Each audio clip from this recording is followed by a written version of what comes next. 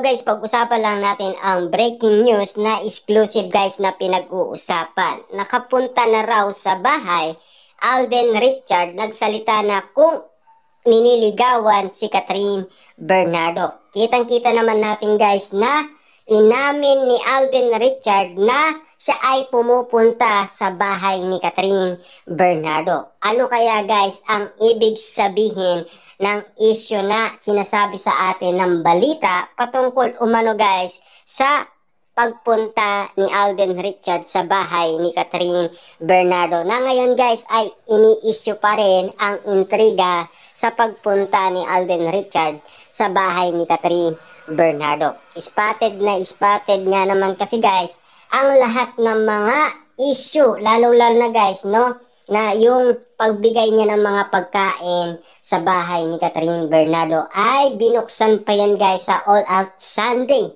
At nagulat nga naman si Alden Richard at nabigla sa nasabi nga naman guys ng ibang celebrity sa kanya. Siyempre nga naman kasi bibiglain ka nga naman sa mga issue na hindi mo inaakala na yun ang ibabato sa'yo, na talagang manginginig ka.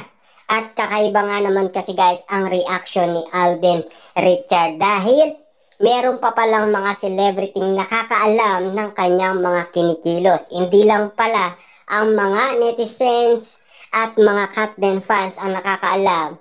Kahit na mga celebrity, kahit na mga legit na marites ay alam din ang lihim ni Alden Richard.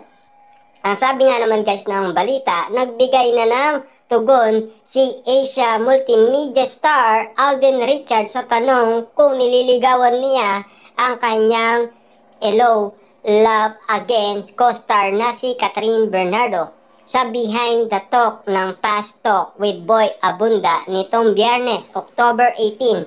Sinabi ni Alden na maliim na raw ang ugnayan meron na sa kanila ni Catherine.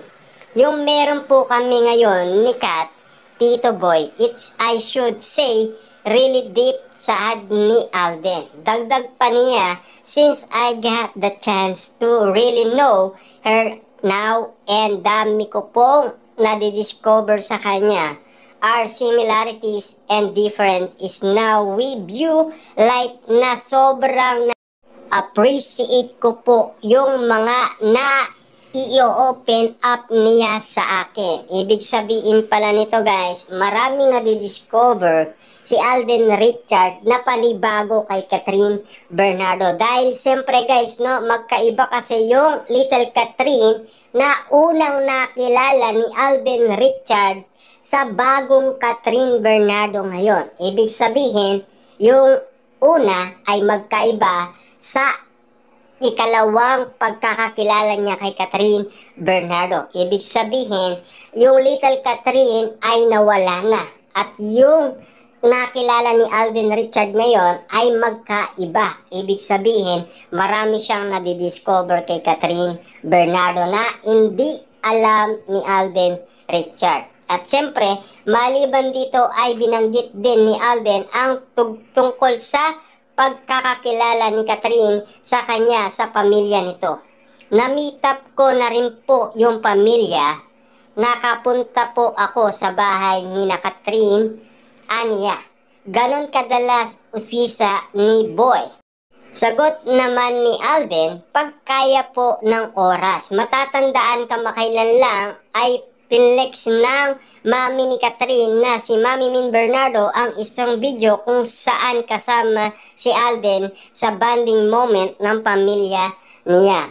Ibig sabihin guys, yung pinost ni Mami Min Bernardo, yung unang mall tour nila kasama si Alden Richard na spotted nga naman guys na inaalagaan niya ang pamangkin ni Catherine Bernardo. At ang sinasabi naman ni Alden Richard kay Boy Abunda sa pagpunta niya, sinasabi niya guys na pagkaya daw ng oras. Ibig sabihin, pinipilit niya guys na ibigay yung tamang oras kay Catherine Bernardo, na alam naman natin guys, nag-matured na kasi si Alden Richard.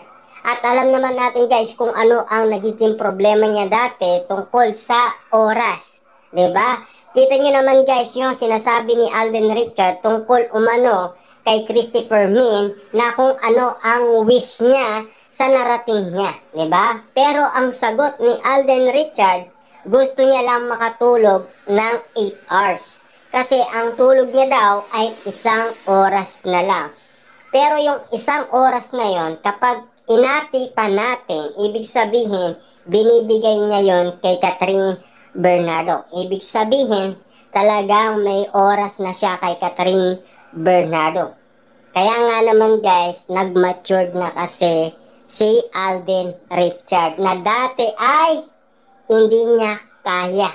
Kasi napakadami niya kasing mga negosyo at mga project. Kaya naman guys, kinukulang nga naman siya sa oras. Pero ngayon, mas okay na guys sa kanya dahil na-handle niya na ang oras para sa kanyang minamahal na si Catherine Bernardo. Ibig sabihin, kaya niya nang pang-awakan ang buhay pag-ibig niya. Ibig sabihin, nagkakaroon na siya ng oras dahil alam naman natin guys magte-33 years old na si Alden Richard.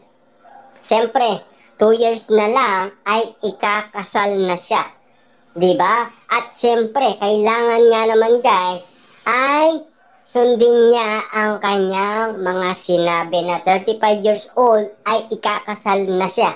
Kaya nga guys, ang gusto niya daw, magkaroon na siya ng baby at ikasal na siya sa 35 years old. 'Di ba? At sinasabi pa ni Alden Richard guys, kapag daw siya ay nagkaroon ng pamilya, siya ay iinto na sa showbiz. Ewan ko lang kung yun nga talaga guys ay gagawin ni Alden Richard. Diba? Kasi yan kasi ang sinasabi niya last 2023 kapag siya ay nagkaroon na ng pamilya, ibibigay niya lahat ng oras niya sa kanyang asawa at anak. Kitang-kita naman natin kasi guys na kayang-kaya na ni Alden Richard kahit hindi siya magtrabaho sa showbiz. Diba? Marami na siyang naipon eh.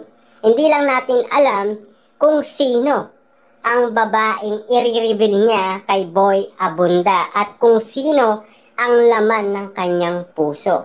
Diba? Kasi intayin muna natin guys ang kanyang press con para malaman din natin kung sino ang laman ng kanyang puso.